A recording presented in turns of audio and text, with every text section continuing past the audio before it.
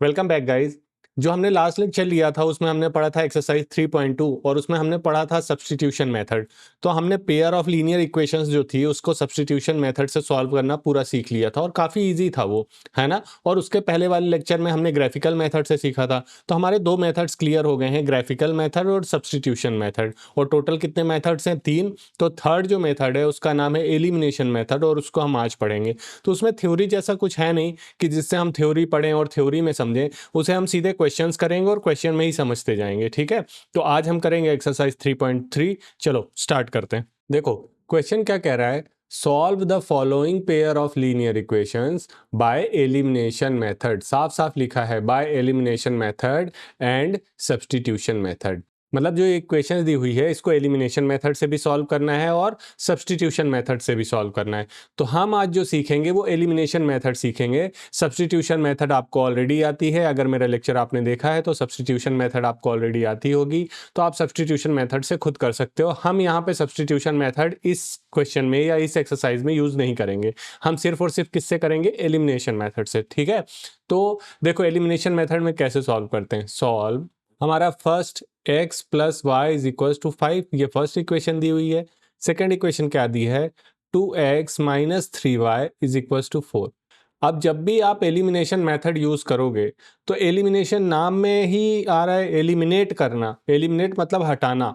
तो या तो आपको x को हटाना है दोनों में से, या तो y को हटाना है। एलिमिनेशन मेथड का मतलब है या तो हम x को हटाएंगे या तो y को हटाएंगे। ठीक है, तो उसके लिए होना जरूरी क्या है? देखो क्या लिखेंगे, सॉल्विंग बाय एलिमिनेशन मेथड से हम इसको सॉल्व करेंगे।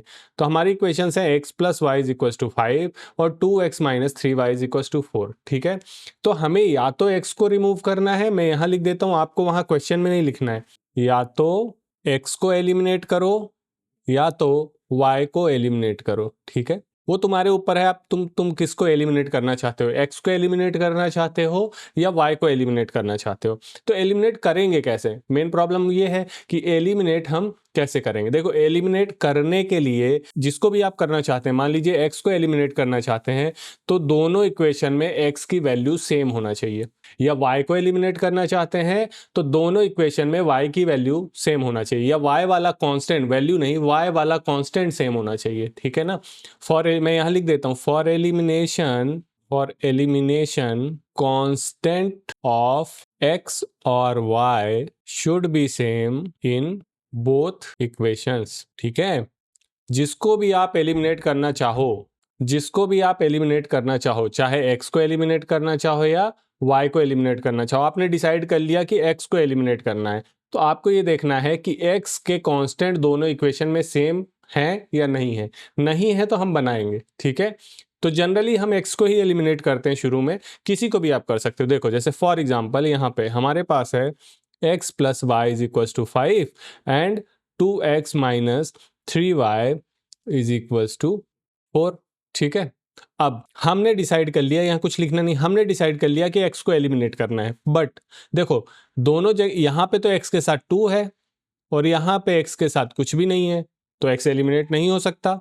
तो x के एलिमिनेट होने के लिए दोनों जगह x का कांस्टेंट क्या होना चाहिए? सेम। यही बात याद रखना है कि दोनों जगह x का कांस्टेंट क्या होना चाहिए? सेम। तो यहाँ पे 2 है तो यहाँ भी x के साथ क्या होना चाहिए? 2। तो आपको क्या करना है, इस पूरी इक्वेशन में 2 का मल्टीप्लाई कर देना है। ठीक है, और यहाँ तो ऑलरेडी 2 है तो इस पूरी इक्वेशन में किसका मल्टीप्लाई किया? 1 का। ठीक है, क्योंकि हमें इसमें कोई चेंज नहीं करना है। इतना क्लियर हुआ। अब ये तो हुई लॉजिक की बात। अगर आपको लॉजिकली नहीं भी चलना है तो आप सीधे क्या करो, आपको मान लो x को एलिमिनेट करना है, तो यहाँ पे जो x के साथ है, यहाँ पे क्या था? 1। यहाँ पे जो x के साथ है उसका मल्टीप्लाई इस पूरी इक्वेशन में करो और यहाँ पे जो x के साथ है उसका मल्टीप्लाई इस पूरी इक्वेशन में करो। समझ में आया? क्योंकि x को एलिमिनेट करना है। अगर यहीं पे हमको y को एलिमिनेट करना होता, देखो दोनों तरीके से हम चाहो तो एक क्वेश्चन को हम दोनों तरीके से कर लेंगे। ठीक है, तो इसको पहले हम क्या करेंगे, लिखते हैं for eliminating x। Eliminating x करने के लिए क्या किया हमने? ऐसा किया, फॉर एलिमिनेटिंग x हमने x के कांस्टेंट का मल्टीप्लाई नीचे वाले x के कांस्टेंट का मल्टीप्लाई ऊपर वाली इक्वेशन में किया, ऊपर वाले x के कांस्टेंट का मल्टीप्लाई नीचे वाली इक्वेशन में किया। पूरी इक्वेशन में करना है तो देखो 2 का मल्टीप्लाई टोटल में करो तो क्या हो जाएगा? 2x हो जाएगा प्लस y में भी होगा तो 2y हो जाएगा और 5 में हो जाएगा तो 10 हो जाएगा। आया समझ में? 2 का मल्टीप्लाई टोटल में हुआ। अब यहाँ 1 का मल्टीप्लाई होगा तो 1 तो वैसे ही रहेगा, 2x minus 3y is equals to कितना हो जाएगा 4। ये नई इक्वेशंस बन गई। इतना क्लियर हुआ? नई इक्वेशंस बन गई। ठीक है, अब देखो हो गए दोनों सेम। देखो ऊपर भी 2x हो गया और नीचे भी 2x हो गया। जब भी दोनों सेम हो जाएं, या तो वो पहले से सेम रहें तो हमें ये सब कहानी करने की कोई ज़रूरत नहीं है, लेकिन अगर सेम नहीं है तो हमको क्या करना है, एक इक्वेशन के कांस्टेंट का मल्टीप्लाई ऊपर वाले में करना है और ऊपर वाले का करना है नीचे वाले में। ठीक है, अब इसको लिख देते हैं 3 और इसको लिख देते हैं 4। ठीक है, ये थर्ड इक्वेशन बन गई और ये फोर्थ इक्वेशन बन गई। अब क्या करेंगे, देखो इसमें से x को एलिमिनेट करना है। ये वाला x प्लस में है, ये वाला x भी प्लस में है, तो अगर दोनों को जोड़ेंगे तो ये तो जुड़ जाएंगे, समझ गए? तो वो हट नहीं सकता है। तो हम क्या देखते हैं कि अगर दोनों प्लस में हैं तो हम एक इक्वेशन में क्या कर देंगे, माइनस। ठीक है, या हम कहेंगे सब्सट्रैक्ट इक्वेशन 4 फ्रॉम इक्वेशन 3। हम क्या करेंगे, दोनों इक्वेशन को आपस में क्या कर देंगे, माइनस। ठीक है, तो क्या हो जाएगा, 2x plus 2y is equal to 10 और ये क्या हो जाएगा, 2x minus 3y is equal to 4। इसको माइनस करना है तो माइनस जब भी करते हैं तो ये माइनस का हो जाएगा, ये किसका हो जाएगा, प्लस का, और ये क्या हो जाएगा, माइनस का। जब भी हम सब्सट्रैक्ट करेंगे तो नीचे वाली जो इक्वेशन है उसके जो डिजिट्स हैं या उसके जो साइंस हैं वो चेंज हो जाएंगे। लिखें तो आपके लिखने के लिए लिख देता हूँ, व्हेन वी, या लिखें while subtraction science of second equation will change. ठीक है, तो यहाँ पे ये प्लस का था तो ये माइनस का हो गया, ये माइनस का था तो ये प्लस का हो गया, ये भी प्लस का था तो ये माइनस का हो गया। अब देखो ये प्लस का और ये माइनस का ये कैंसिल हो गया। अब ये देखो क्या बचा, इधर क्या बचा, प्लस 2y और प्लस 3y, नए साइन के साथ प्लस 2y प्लस 3y, और इधर क्या बचा, 10 एंड माइनस 4। आया समझ में? तो कितना हो गया, 5y is equal to 10 minus 4 कितना हो गया, 6। ये y कितना हो जाएगा, 6/5।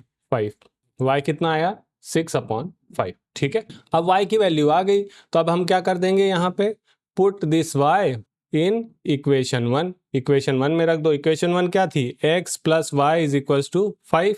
तो x प्लस वाई की जगह क्या रखेंगे, 6/5 इज इक्वल टू 5। तो x इज इक्वल टू क्या हो जाएगा, 5। ये उधर जाके माइनस 6/5 होगा।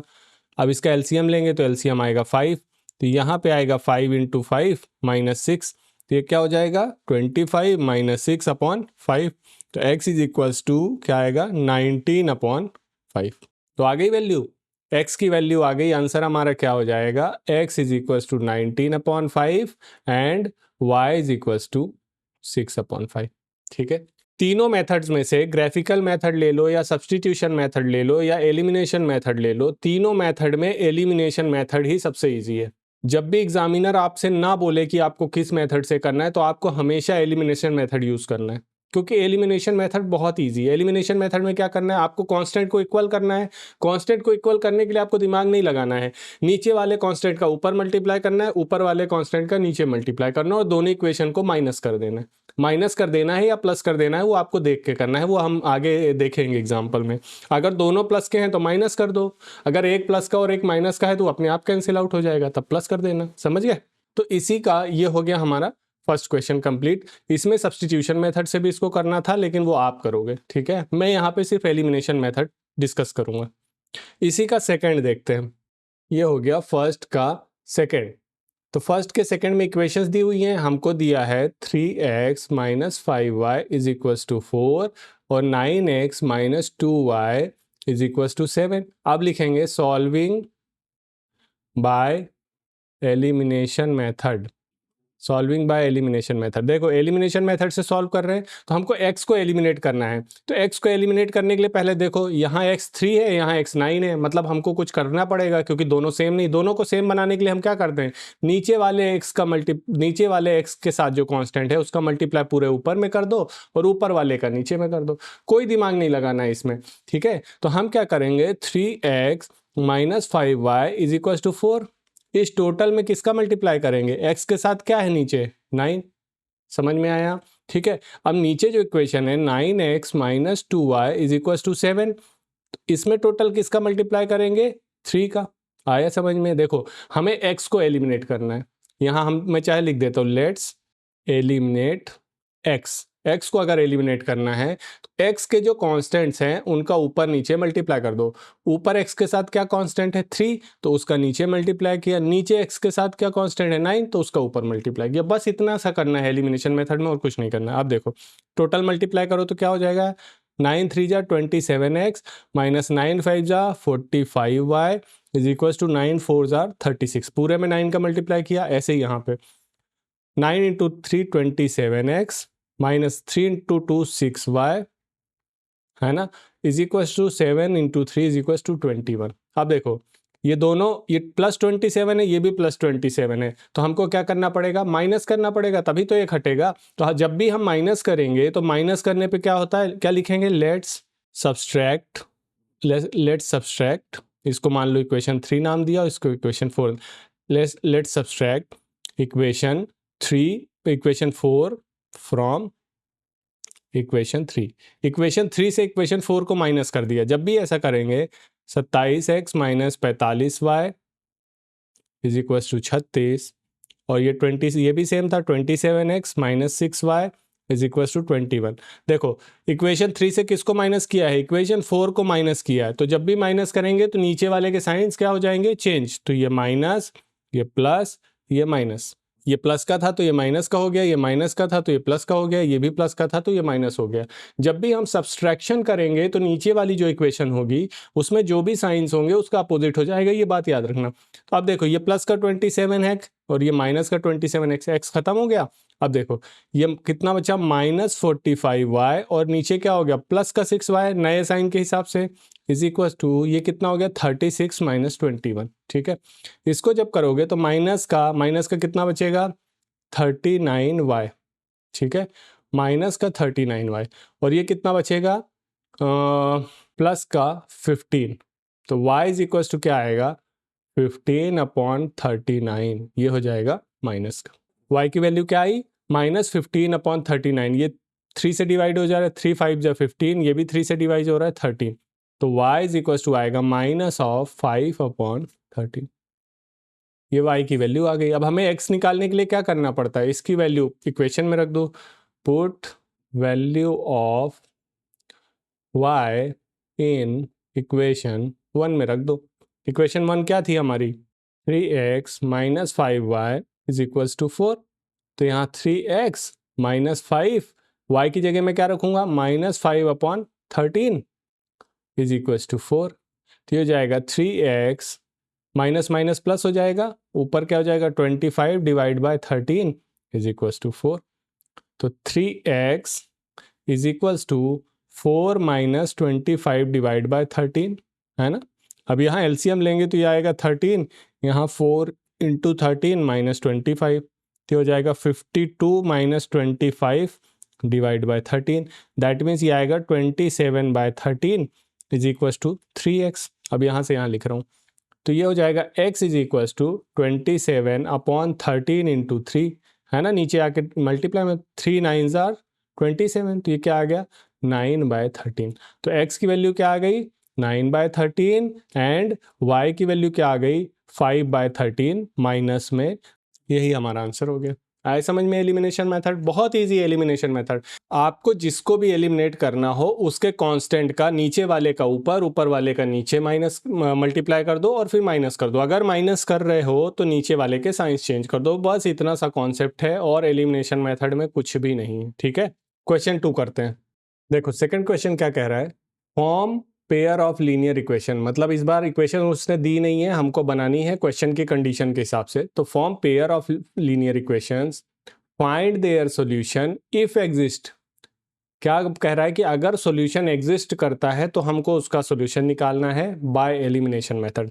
अब देखो इसका क्या मतलब, find their solution if exist. हमने लास्ट टू लास्ट क्लास में पढ़ा था कि किसी भी लीनियर इक्वेशन के या तो इनफाइनाइट सॉल्यूशन होंगे, पढ़ा था, या तो नो सॉल्यूशन होगा, या तो यूनिक सॉल्यूशन होगा। ये चीज़ पढ़ी थी। अगर नहीं पढ़ी है तो इसके पहले का लेक्चर आप 3.1 वाला लेक्चर जो है वो आप देखोगे तो उसमें मैंने बताया था कि कोई भी पेयर ऑफ लीनियर इक्वेशन है तो 3 पॉसिबिलिटी है, या तो इनफिनाइट मैनी डिस्टिंक्ट सॉल्यूशन होते हैं, या तो नो सॉल्यूशन होता है, या यूनिक सॉल्यूशन होता है। तो नो सॉल्यूशन भी हो सकता है, मतलब सॉल्यूशन उसका नहीं भी हो सकता है। तो इसलिए इसने लिखा है कि इफ एग्जिस्ट, अगर एग्जिस्ट करता है तभी हमको सॉल्यूशन निकालना है। तो इसका मतलब है हमको पहले इक्वेशन बनाना है, फिर चेक करना है कि उसमें सॉल्यूशन एग्जिस्ट करता है या नहीं करता है।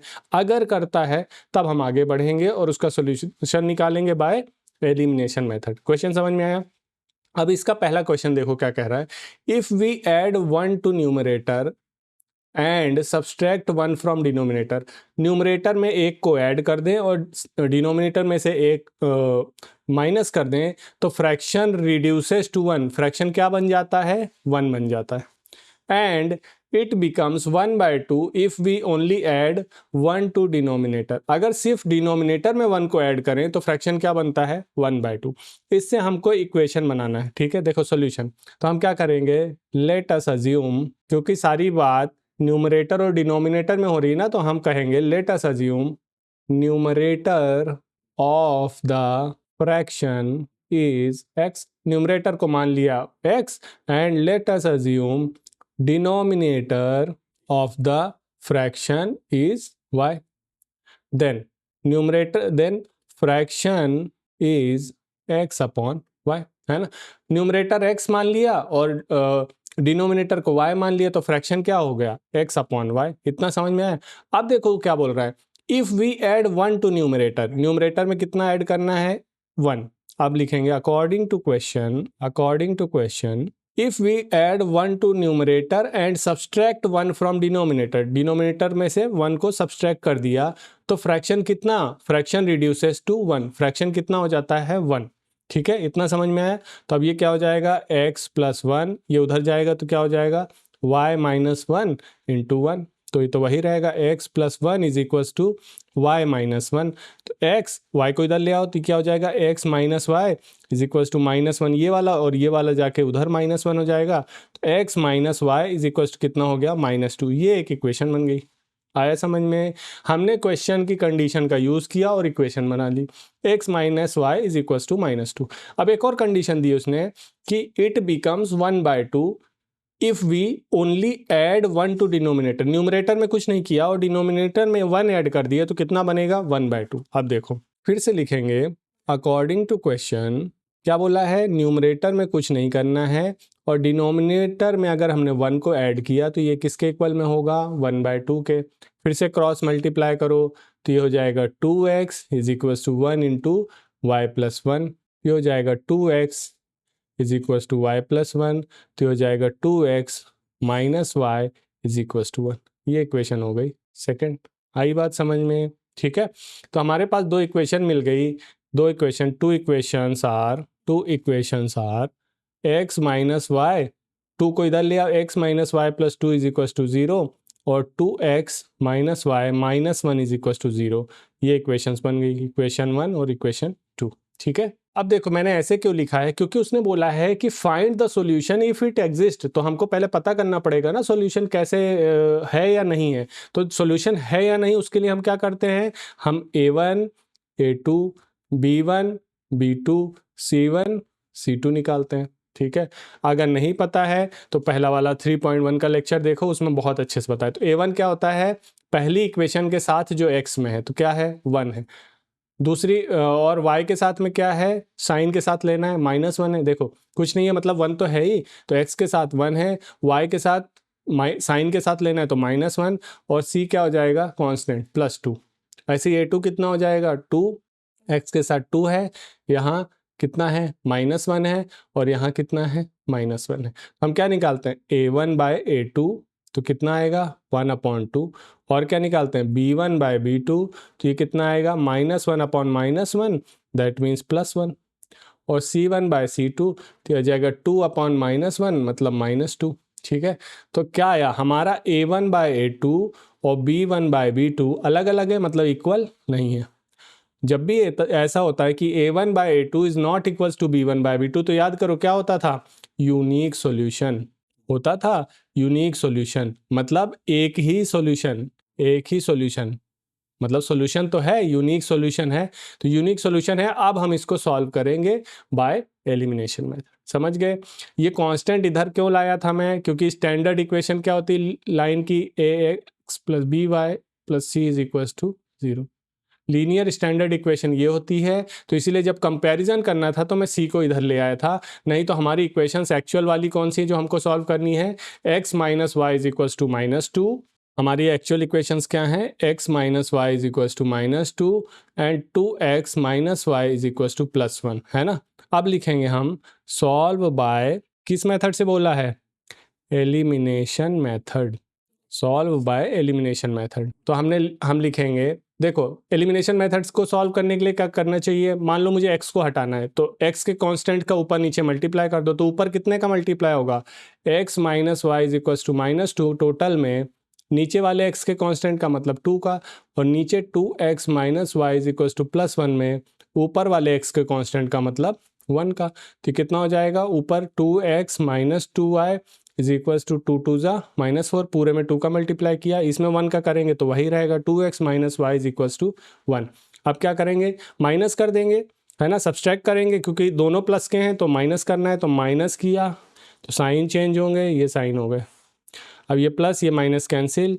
अब ये देखो, ये -2y और ये प्लस का y, ये -4 ये -1। कितना समझ में आया? तो ये हो जाएगा -3y, -3y नहीं, -y इज इक्वल टू क्या हो जाएगा? -5। तो माइनस से माइनस कैंसिल, तो y की वैल्यू क्या आ गई? 5। y की वैल्यू 5 आ गई, तो क्या करेंगे? Put this in equation 1। Equation 1 में रख दे, तो इक्वेशन 1 क्या थी? x minus y is equal to -2, तो x minus 5 is equal to -2, तो x इज इक्वल टू -2, 5 उधर जाके प्लस का हो जाएगा, तो ये बचेगा +3। तो x की वैल्यू आ गई 3, x की वैल्यू आ गई 3, y की वैल्यू आ गई 5। तो हमारा फ्रैक्शन क्या था? फ्रैक्शन था x अपॉन y, तो आंसर क्या हो जाएगा? 3/5। आया समझ में? इक्वेशन बनाई, इक्वेशन बनाने के बाद हमने इक्वेशन को चेक किया कि वो सॉल्व हो सकती है या नहीं हो सकती है। वो सॉल्व हो सकती थी तो हमने एलिमिनेशन मेथड से सॉल्व कर दिया। सिंपल सा क्वेश्चन था। इसी का सेकंड क्वेश्चन करते हैं। क्वेश्चन नंबर 2 का सेकंड क्या कह रहा है? 5 years ago Noori was thrice as old as Sonu. देखो, जब भी एज वाला क्वेश्चन आ जाए तो हमेशा आपको जब अज्यूम करना है तो प्रेजेंट एज अज्यूम करना है, ठीक है ना। प्रेजेंट मतलब आज की एज अज्यूम करना है, फिर उसके बाद वो जितना पीछे बोले जितना आगे बोले तब जाना है। हमेशा अजम्पशन में आपको प्रेजेंट एज अज्यूम करना है। समझ गए? तो क्वेश्चन ईजी पड़ेगा थोड़ा सा। आप अज्यूम कुछ भी कर सकते हो, लेकिन क्वेश्चन को ईजी करने के लिए हम हमेशा क्या अज्यूम करेंगे? Present age. देखो पहले क्वेश्चन समझते हैं। क्वेश्चन कह रहा है 5 साल पहले नूरी जो थी वो 3 गुना थी किससे? सोनू से। 5 साल पहले नूरी की एज जो थी वो सोनू की एज से कितना है? 3 गुना। और 10 साल बाद 10 years लेटर नूरी की एज 2 गुना हो जाएगी सोनू से। मतलब 5 साल बाद कोई कंडीशन दी हुई है, 5 साल पहले कोई कंडीशन दी हुई है, और 10 साल बाद कोई कंडीशन दी हुई है, ठीक है। तो अब हमें नूरी और सोनू की एज आज की निकालनी है। तो हम कैसे करेंगे? हमेशा क्या अज्यूम करेंगे? लेट अस एज्यूम, क्या एज्यूम करेंगे? लेट अस एज्यूम प्रेजेंट, हमेशा प्रेजेंट लिखना है। Present age of Noori is x years। हमेशा साल में होती है ना एज, तो present age of Noori is क्या हो गई? x years, and present age of Sonu is y years। आ गया समझ में? नूरी की एज x years और सोनू की एज कितनी हो गई? y years। Present age. अब क्वेश्चन में क्या कह रहा है? According to question, according to question 2 बार कह रहा है। अकॉर्डिंग टू क्वेश्चन फर्स्ट क्या कह रहा है? पहली बार 5 years ago, 5 साल पहले, 5 years ago, 5 years ago, 5 साल पहले, ठीक है। 5 साल पहले, पहले तो हमें दोनों की एज निकालनी पड़ेगी। 5 साल पहले नूरीज एज, नूरी की एज क्या हो जाएगी? देखो, अगर आज उसकी एज प्रेजेंट एज x है, तो 5 साल पहले में उसको 5 माइनस करना पड़ेगा, तब तो 5 साल पहले की एज आएगी। इतना समझ में आया? नूरी की एज 5 साल पहले कितनी हो गई? x -5। ऐसे ही सोनू की एज 5 साल पहले क्या हो जाएगी? उसकी एज प्रेजेंट एज y है, तो y में से भी 5 घटा देंगे। इतना समझ में आया? ऐसा क्वेश्चन हमने पिछली एक्सरसाइज में भी किया था, ठीक है। क्या बोला है, 5 साल पहले, जैसे उसने 5 साल पहले बोला तो हमारे पास उसकी प्रेजेंट एज है x और प्रेजेंट एज है y। तो 5 साल पहले दोनों की एज में से क्या हो जाएगा, 5 माइनस हो जाएगा। जैसे मैं आज 10 साल का हूं और 5 साल पहले मैं कितने का रहा हूँगा, 5 साल का, कैसे पता चला, उसमें से 5 माइनस कर दिया। तो नूरी एज x माइनस 5 हो गई और सोनू की एज क्या हो गई, y माइनस 5। और उसने क्या बोला है, नूरी वॉज थ्राइस, 3 गुना थी, किससे, सोनू से। नूरी की एज जो थी, नूरी की एज मतलब x माइनस 5, वो सोनू का एज जो था उससे कितना गुना थी, 3 गुना, ठीक है। नूरी की एज जो है वो सोनू की एज से कितना थी, 3 गुना। तो यहाँ पे से अब इसको सॉल्व करो, x minus 5 is equal to 3y minus 15, x minus 3y इधर आके, और ये माइनस 15 और ये उधर जाके क्या हो जाएगा, +5। तो ये बनेगा x minus 3y is equal to minus का 10। ये इक्वेशन हो गई 1। ये समझ में आया, ये कहाँ से पहली क्वेश्चन बनी। क्वेश्चन में सब कुछ दिया रहता है, आपको समझना है बस। उसने बोला 5 ईयर्स अगो, तो मैंने नूरी की एज 5 साल पहले निकाली तो x माइनस 5 आई, सोनू की एज 5 साल पहले निकाली तो y माइनस 5 आई। फिर उसने एक और चीज़ दी थी कि 5 साल पहले Noori was 3 times of the Sonu age. तो नूरी की जो एज है वो किसके इक्वल है, 3 times of the Sonu's age. आया समझ में, उसको सॉल्व किया तो एक इक्वेशन बनी। अब सेकंड में क्या बोल रहा है, सेकंड कंडीशन उसने बोली है 10 ईयर्स लेटर, मतलब 10 साल बाद, 10 ईयर्स लेटर। तो नूरी की एज क्या होगी, नूरीज एज, प्रेजेंट एज x है तो 10 साल बाद कितनी हो जाएगी, 10 जोड़ना पड़ेगा। ऐसे ही सोनू की एज क्या हो जाएगी, सोनूज एज, प्रेजेंट एज y है तो 10 साल बाद उसकी एज क्या हो जाएगी, y प्लस 10। और एक और कंडीशन दी है कि 10 साल बाद, देखो 10 साल बाद Noori will be 2 times age old as Sonu. अब पहले 3 टाइम्स थी, अब कितनी हो गई, 2 टाइम। तो नूरी की एज जो है मतलब x प्लस 10 जो है वो किसके इक्वल है, 2 टाइम्स ऑफ सोनू की एज, y प्लस 10। आया समझ में। तो ये क्या हो जाएगा, x plus 10 is equals to 2y plus 20, x minus 2y is equals to 20, ये 10 उधर जाके माइनस में, तो x minus 2y is equals to plus का 10। ये हो गया सेकेंड इक्वेशन। तो हमारे पास 2 इक्वेशन आ गई, x minus 3y is equals to minus 10, और दूसरी इक्वेशन आ गई x minus 2y is equals to plus 10। ये इक्वेशन फर्स्ट और ये इक्वेशन सेकंड। मेन टास्क क्या था, इक्वेशन बनाना। इक्वेशन बन गई तो सॉल्यूशन तो बहुत ईजी है। सॉल्यूशन कैसे करेंगे, एलिमिनेशन मेथड से। लेकिन एक और बीच में क्वेश्चन था कि solve if solution is possible, है ना, solve if solution is possible. तो हम इसके लिए यहाँ पे देख लेते हैं या यहीं पे देखते हैं। पहले इसको arrange them in standard form, पहले चेक तो करें कि सॉल्यूशन पॉसिबल भी है या नहीं। Arrange them in standard form, standard form क्या होगा, x minus 3y plus 10 is equals to 0, मतलब सब कुछ एक ही तरफ होना चाहिए। और x minus 2y minus 10 is equals to क्या हो जाएगा, 0, है ना। अब यहाँ से a1 क्या हो जाएगा, +1, पहली इक्वेशन में x के साथ a1, b1 क्या हो जाएगा -3 और c1 क्या हो जाएगा +10। ऐसे a2 क्या हो जाएगा +1, b2 क्या हो जाएगा -2 और c2 क्या हो जाएगा -10। तो a1 बाय a2 क्या आ जाएगा 1/1, that means 1। b1 by b2 क्या आ जाएगा -3/-2, माइनस माइनस गया तो क्या हो जाएगा 3/2, and c1 by c2 is equal to 10/-10, that means -1। ठीक है, तो यहाँ से क्या आया, a1 by a2, b1 by b2 दोनों इक्वल नहीं है, क्योंकि ये तो 1 है और ये 3/2 है। तो a1 by a2 is not equals to b1 by b2। तो क्या बन रहा है, यूनिक सॉल्यूशन, मतलब सॉल्यूशन पॉसिबल है और एक ही सॉल्यूशन है। तो अब हम सॉल्व कर सकते हैं आगे। तो हमारी इक्वेशन थी x minus 3y is equals to -10 and x minus 2y is equals to +10, यही थी इक्वेशंस। अब लिखेंगे solve by elimination method. Elimination method से सॉल्व किया तो देखो, सॉल्यूशन बाय एलिमिनेशन मेथड से करने के लिए क्या होना चाहिए, ऊपर और नीचे x को सेम बनाने के लिए हम क्या करते हैं, नीचे वाले का मल्टीप्लाई ऊपर करते हैं और ऊपर वाले का नीचे करते हैं। लेकिन यहाँ तो x ऑलरेडी सेम है, दिख रहा है। जब भी x ऑलरेडी सेम है तो ऐसा कुछ भी नहीं करना है, सिर्फ क्या कर देना है, माइनस कर देना है। x minus 3y is equals to -10 और x minus 2y is equals to +10। ठीक है।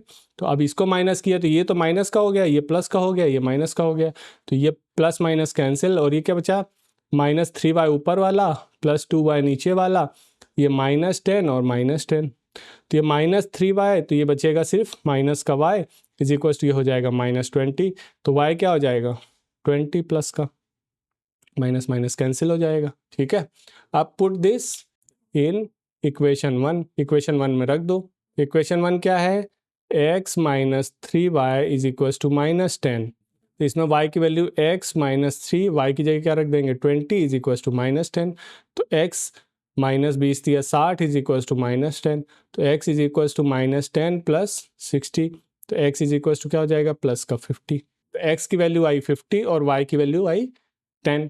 तो हमने x किसकी एज मानी थी, तो नूरी प्रेजेंट एज मानी थी ना x, तो Noori's present age is equal to कितनी आ गई 50 ईयर्स, है ना, एंड सोनूज प्रेजेंट एज कितनी आ गई, Sonu's present age is equal to 20 years. ये हो गया आपका आंसर।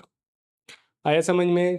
हमने क्वेश्चन के अकॉर्डिंग क्या किया, पहले इक्वेशन बना ली, जैसा क्वेश्चन में दिया था उसको सॉल्व करते गए, इक्वेशन बनी, इक्वेशन के बाद हमने चेक किया कि सॉल्यूशन है या नहीं, और चेक करने के बाद हमने उसको एलिमिनेशन मेथड से सॉल्व कर दिया। एलिमिनेशन मेथड बहुत इजी है, सिर्फ कांस्टेंट्स को ऊपर नीचे मल्टीप्लाई करो और माइनस कर दो, तो एक टर्म हट जाती है, दूसरी टर्म से आंसर आ जाता है और उसको वापस पुट कर दो। ठीक है, जब भी आपको बस ये याद रखना है कि जब भी एज वाला क्वेश्चन आए तो हमेशा पहले आपको प्रेजेंट एज कैलकुलेट करनी है। प्रेजेंट एज कैलकुलेट करोगे या प्रेजेंट एज एज्यूम करोगे, प्रेजेंट एज एज्यूम करने के बाद आप जाना 5 साल आगे जाना, 10 साल आगे जाना या 5 साल पीछे जाना, वो अलग बात है, लेकिन हमेशा अजम्पशन किसका करना है, प्रेजेंट एज का, ये बात आप ध्यान रखना। ठीक है, देखो तो क्वेश्चन सेकंड का थर्ड जो क्वेश्चन है, सबसे पहले इसको इंपॉर्टेंट मार्क करो, ये इंपॉर्टेंट क्वेश्चन है प्लस टफेस्ट क्वेश्चन है, टफेस्ट। अब टफेस्ट क्यों है, टफेस्ट इसलिए है क्योंकि टीचर्स इसको सही से समझा नहीं पाते। ठीक है, अब देखो पहले क्वेश्चन समझते हैं फिर हम उसको समझते हैं अच्छे से। देखो क्या लिख रहा है, the sum of digits of 2 digit number. पहले हमारे पास 2 डिजिट नंबर है, जैसे कि 2 डिजिट नंबर फॉर एग्जांपल 25 है, तो इसके सम ऑफ डिजिट्स क्या होंगे 2 + 5 दैट मीन 7, तो यही लिखा है the sum of digits of 2 digit number is 9। ये लाइन क्लियर हो गई क्वेश्चन की। क्वेश्चन समझ जाओगे तो बहुत इजी क्वेश्चन है, क्वेश्चन ही नहीं समझ पाते हैं इसीलिए क्वेश्चन टफ होता है। ठीक है, अब देखो क्या कह रहा है, the sum of 2 digit number is 9, इतना क्लियर हुआ। फिर क्या कह रहा है, ऑल्सो 9 टाइम्स दिस नंबर, मान लो इसी एग्जाम्पल पे देखते हैं, 9 टाइम्स दिस नंबर, ये आया समझ में, 9 times this number is 2 times the number obtained by reversing the order of the digit। यहां तक 9 times this number is equals to 2 times the number obtained by reversing the order. Reversing the order मतलब ये 2 और 5 लिखा है, तो इसको मैं 5 और 2 लिख दूं। समझ में आया, क्वेश्चन बस समझ गए तो क्वेश्चन बड़ा ही इजी है, यहीं से आपको पूरा कॉन्सेप्ट क्लियर हो जाना चाहिए। ठीक है, क्या कह रहा है फिर से एक बार समझा रहा हूं, द सम ऑफ डिजिट्स, सिर्फ डिजिट्स का सम कितना दिया है 9, 2 नंबर की डिजिट है, उन दोनों डिजिट्स का सम कितना दिया है 9। फिर दूसरी बार क्या बोल रहा है, also 9 times this number, number में 9 टाइम्स का मल्टीप्लाई करें तो ये किसके इक्वल होना चाहिए, 2 times the number obtain bye reversing the digit, मतलब रिवर्स कर दें डिजिट। ठीक है, तो उसके 2 टाइम्स के इक्वल होना चाहिए। जब हम लिख के करेंगे सॉल्यूशन, इस क्वेश्चन को हम स्टेप बाय स्टेप करेंगे, एकदम सारे क्वेश्चंस को ही करते हैं लेकिन इसको एकदम स्टेप बाय स्टेप करेंगे ताकि आपको कोई कंफ्यूजन ना हो। ठीक है, देखो सबसे पहले हम क्या लिखेंगे, लेट। अच्छा एक और चीज, यहां से देखो कोई भी 2 डिजिट का नंबर होगा, कोई भी 2 डिजिट का नंबर है, मान लीजिए यही 25 है, तो इसको क्या बोलते हैं वंस डिजिट, क्या बोलते हैं वंस डिजिट, हिंदी में बोलते हैं इसको इकाई, है ना, और इसको क्या बोलते हैं 10th प्लेस डिजिट, है ना, 10th प्लेस डिजिट, तो ये क्या होती है, इसको हिंदी में क्या बोलते हैं दहाई, है ना, इतना तो क्लियर है, हिंदी वालों को तो तुरंत क्लियर हो गया, इसको इकाई इसको दहाई बोलते हैं, इसको क्या बोलते हैं 1st प्लेस डिजिट और इसको क्या बोलते हैं 10th प्लेस डिजिट। अच्छा, इसको और किस तरीके से लिख सकते हैं ये हम आगे देखेंगे। तो हम क्या करेंगे, लेट पहले हम अज्यूम करेंगे, लेट 10th प्लेस डिजिट या 10th place digit is x, इतना समझ में आया। 10th प्लेस वाली मतलब ये वाली डिजिट हमने क्या अज्यूम करी है x, है ना, let 10th place digit and let ones place digit is y। इतना क्लियर हुआ पहली लाइन। हमें 2 डिजिट का नंबर अज्यूम करना था, 2 डिजिट का। 3 डिजिट का होता तो एक और होता, लेकिन हमें 2 डिजिट का करना था। तो लेट 10th प्लेस की अज्यूम करी x और वंस प्लेस की अज्यूम करी y। तो so the number will be x y. Number ऐसे लिखेंगे, है ना। और इसी नंबर को हम कैसे लिख सकते हैं, 10x प्लस वाई। अब देखो ये कहाँ से आया, सारा कंफ्यूजन इसी चीज़ का होता है। सारा कंफ्यूजन किस चीज़ का होता है, इसी चीज़ का। क्यों, देखो अब जैसे मेरे पास नंबर था 25, यहाँ पे देखो नंबर था 25, तो इसको मैं ऐसे भी लिख सकता हूँ।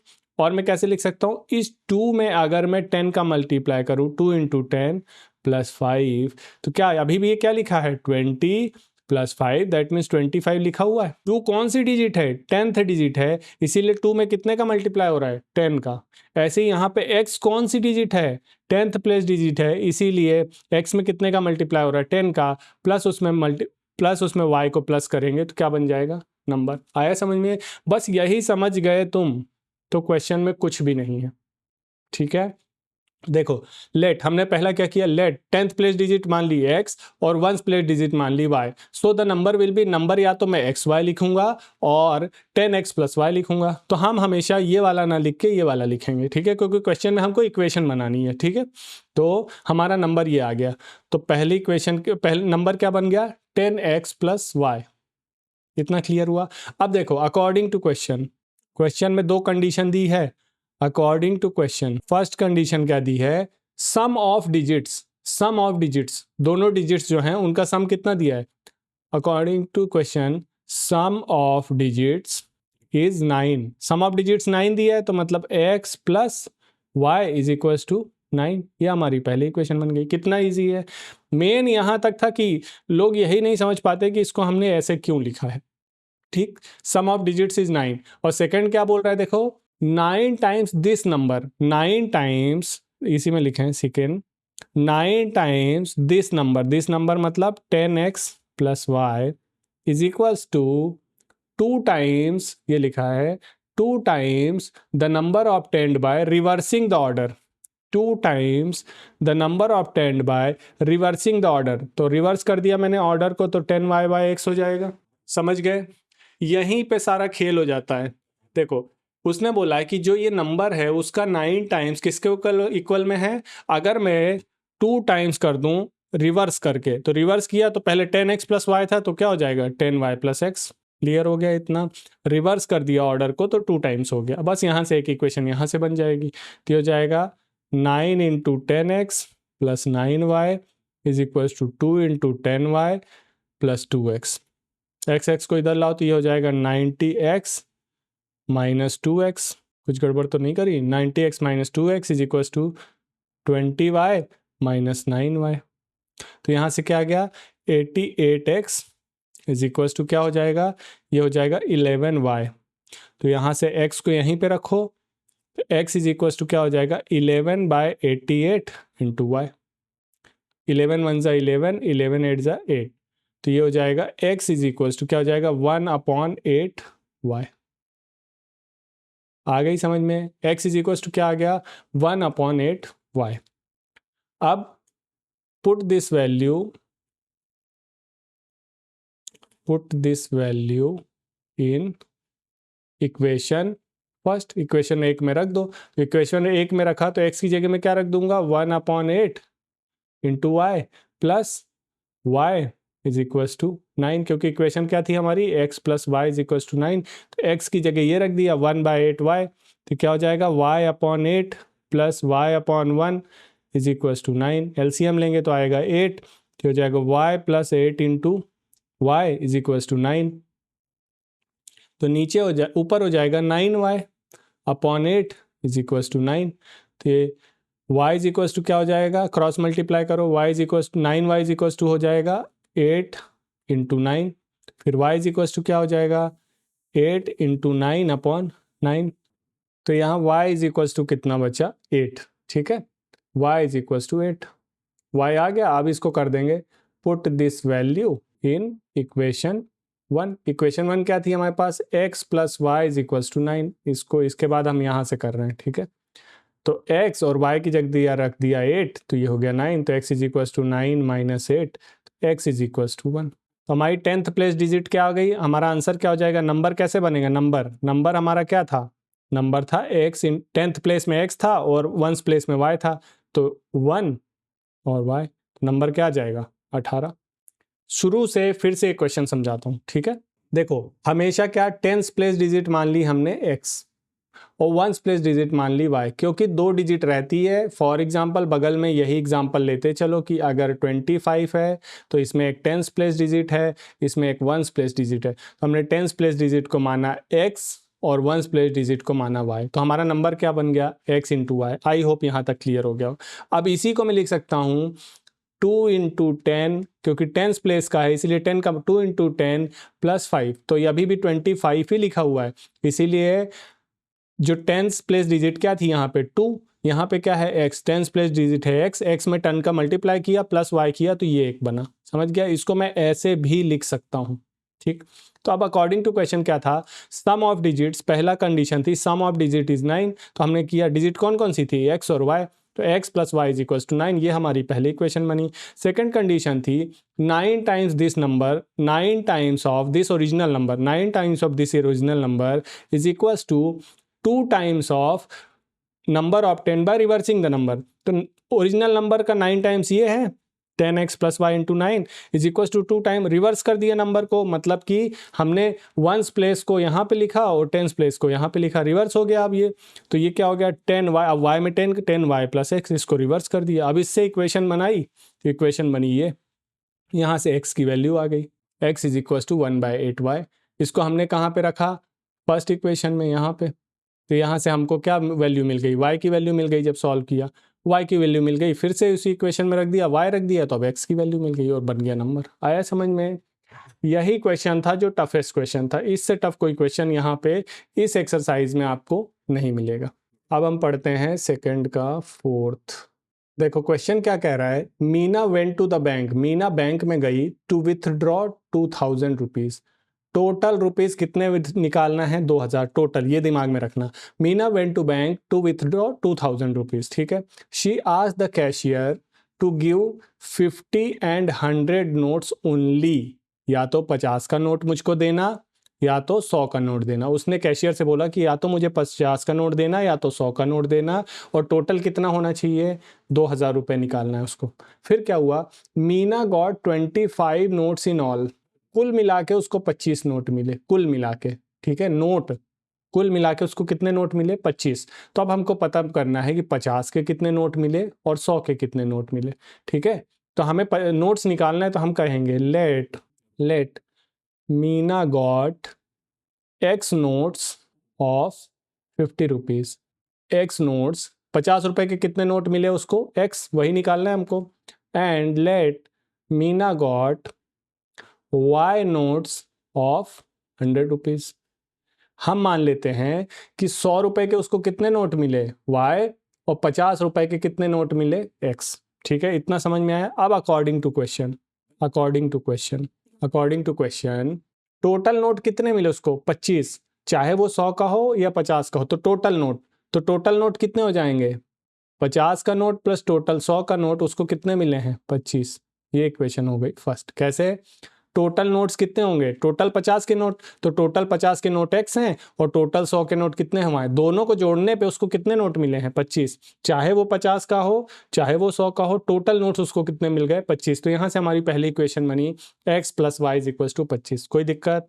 अब देखो सेकंड कंडीशन क्या है, अकॉर्डिंग टू क्वेश्चन उसको टोटल पैसे कितने निकालने थे, 2000।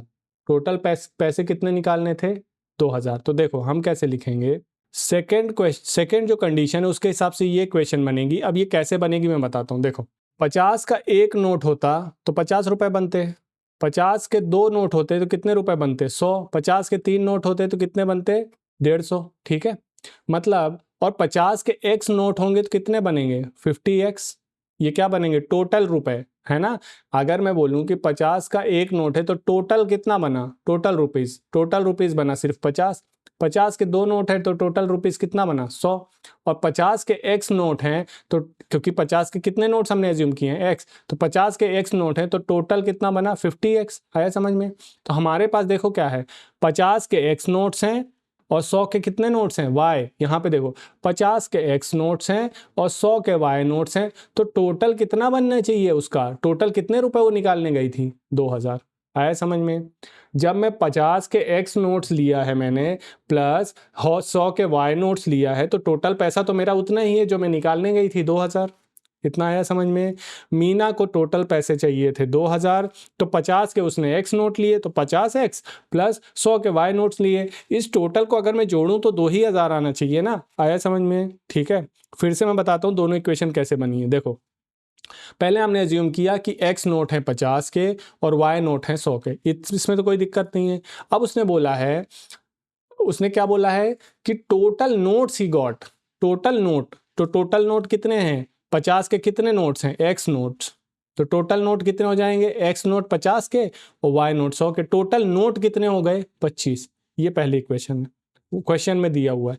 और टोटल पैसे कितने मिले हैं उसको 2000, तो पैसे कैसे निकालेंगे, 50 के कितने नोट्स हैं x, 50 के कितने नोट्स हैं x, तो 50x प्लस 100 के कितने नोट्स हैं y, तो ये पैसे बने, पैसे कितने होने चाहिए टोटल 2000। तो अब हमारे पास दो इक्वेशन हो गई। अब हम सॉल्व कर लेते हैं। तो हमारे पास हो गया x plus y is equals to 25 और 50x plus 100y is equals to 2000। अब एलिमिनेशन मेथड में दोनों को क्या करना पड़ता है, इक्वल। तो यहाँ पे किसका मल्टीप्लाई होगा 50 का, क्योंकि x के साथ 50 है, यहाँ x के साथ 1 है। ठीक, अब देखो ये ऊपर कितना हो जाएगा 50x plus 50y is equal to 50 into 25, तो हो जाएगा 50x plus 50y is equal to 1250। और नीचे इक्वेशन क्या हो जाएगी 50x plus 100y is equal to 2000। अब दोनों को माइनस कर दो, तो ये भी प्लस का है तो माइनस, ये भी प्लस का है तो माइनस, ये भी माइनस, तो ये 50-50 तो कैंसिल। यहाँ क्या बचेगा 50y minus 100y is equal to यहाँ बचेगा 750 माइनस का। ठीक, तो ये बचेगा minus 50y is equal to minus 750, minus से माइनस गया तो y इज इक्वल टू क्या बचेगा 750 डिवाइड बाई 50, 5 से 0 गया 15, तो y इज इक्वल टू क्या आया 15। अब इसको इक्वेशन 1 में रख दो, पुट इसको इक्वेशन 1 में रख दो, तो पुट इन इक्वेशन 1। इक्वेशन 1 क्या थी, x plus y is equal to 25, x plus 15 is equal to 25, तो x is equal to 25 minus 15, x is equal to 10।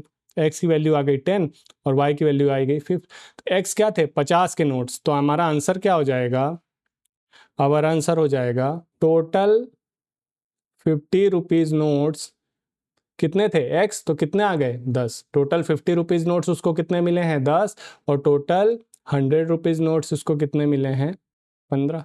समझ में आया? ठीक है, क्वेश्चन काफ़ी इजी रहता है, क्वेश्चन का लैंग्वेज समझो, उससे इक्वेशन बनाओ, और इक्वेशन बन गई तो फिर उसमें कोई गड़बड़ नहीं हो सकती। ये भी इंपॉर्टेंट क्वेश्चन है, इसको देखो क्वेश्चन समझते हैं। अ लेंडिंग लाइब्रेरी, कोई लाइब्रेरी है, लाइब्रेरी में क्या होता है जब हम बुक्स लेने जाते हैं तो हमसे पर डे कोई पैसा चार्ज करते हैं, ठीक है। तो इसी पे ये क्वेश्चन है, क्या कह रहा है, a lending library has fix charge, उसके पास फिक्स चार्ज है फॉर फर्स्ट 3 डेज। यहाँ तक क्वेश्चन समझो। कोई लाइब्रेरी है, वो कोई बुक अगर आपको देती है तो पहले 3 दिन के लिए उसका फिक्स चार्ज है। मतलब मान लो तुमने पहले वो 1 दिन में वापस कर दो, 2 दिन में वापस कर दो या 3 दिन में वापस कर दो, पहले 3 दिन के लिए उसका कुछ फिक्स चार्ज है, ठीक है। And an additional charge for each day, उसके बाद हर दिन का कुछ एडिशनल चार्ज है। पहले 3 दिन का फिक्स हो गया, उसके बाद हर ईच डे का कुछ एडिशनल चार्ज है। क्वेश्चन इतना समझ में आया? अब वो कह रहा है सरिता पेड 27, सरिता जो लड़की है उसको 27 रुपए देने पड़े, कितने दिन के 7 दिन के। एंड सूजी जो है उसको 21 रुपए देने पड़े 5 दिन के। सरिता जो है उसको 27 रुपए देने पड़े 7 दिन के, और सूजी जो है उसको 25 रुपए देने पड़े या 21 रुपए देने पड़े 5 दिन के। तो हमें क्या निकालना है, find fix charge and charge each day, ठीक है। अब देखो सॉल्यूशन, हम क्या करेंगे, let us assume fixed charge for कितने दिन के लिए है, first 3 days is equals to x rupees. पहले 3 दिन के लिए कितना हो जाएगा x रुपीज़। फिर क्या अज्यूम करेंगे, let us assume charge each day, हर दिन का एक चार्ज ईच डे, हर दिन का charge each day for next days is equal to Y rupees. इसमें कोई कंफ्यूजन है? देखो, फिक्स चार्ज फॉर फर्स्ट 3 दिन, शुरू के 3 दिन के लिए कितना चार्ज मान लिया हमने एक्स, शुरू के 3 दिन के लिए। और फिर let us assume charge each day, हर दिन का चार्ज कितना मान लिया, वाई रुपीज। उसके बाद 3 दिन के बाद हर दिन का चार्ज। अब देखो फर्स्ट कंडीशन फॉर सरिता इसने कितने दिन के लिए किताब ली थी, कितने दिन के लिए, 7 दिन के लिए, ठीक है। तो इसके पास शुरू में for Sarita fix charge is equal to 3 days, है ना। फिक्स चार्ज कितने दिन का लगा होगा उसको, फिक्स चार्ज लगा होगा 3 दिन का। और ईच डे चार्ज कितने दिन का लगा होगा, each day charge is equal to 4 दिन का। आया समझ में? क्योंकि total for Sarita total days कितने थे, 7, ठीक है। तो समझो शुरू के 3 दिन में तो उसको क्या लगा होगा, फिक्स चार्ज। शुरू के 3 दिन में कितना चार्ज लगा होगा, फिक्स चार्ज। और उसके बाद ईच डे चार्ज कितने दिन तक लगा होगा, 4 दिन तक। इतना क्लियर हुआ? तो कैसे लगा होगा, देखो फिक्स चार्ज उसको लगा होगा एक्स रुपीज शुरू के 3 दिन के लिए एक्स रुपीज लगा होगा। इतना समझ में आया? बाकी बचे दिन कितने हुए, 7 दिन टोटल थे, उसमें से 3 माइनस करो, कितने दिन बचे, 4 दिन। समझ गए? इतना क्लियर हुआ? इसको हटा रहा हूं मैं, ये तुमको बताने के लिए लिखा था। तो हमने लिखा टोटल क्या होना चाहिए, fix charge plus charge each day, हर दिन का charge into number of days is equal to कितना होना चाहिए, 27। अब ये कहाँ से आया, यही सारा समझने का खेल है। देखो फिक्स देखो 3 दिन है और 4 दिन, टोटल कितने दिन है, 7 दिन, है ना। तो 3 दिन तक उसको लगा फिक्स चार्ज, और 4 दिन तक क्या लगेगा, 4 दिन तक उसको हर दिन का चार्ज लगेगा, हर दिन का। और टोटल कितना होना चाहिए, 27। तो देखो यही लिखा है, फिक्स चार्ज ईच डे, हर दिन का चार्ज लगेगा। और कितने दिन तक के लिए लगेगा, नंबर ऑफ डेज कितने दिन तक के लिए लगेगा, 4 दिन के लिए। आया समझ में? ठीक है। तो यहां से फिक्स चार्ज हमने कितना अज्यूम किया था, x, plus charge each day कितना अज्यूम किया था, वाई। हर दिन का चार्ज कितना अज्यूम किया था, वाई। और कितने दिन तक ये चार्ज लगेगा, 4 दिन तक, क्योंकि शुरू के 3 दिन तो सिर्फ एक्स लगा है।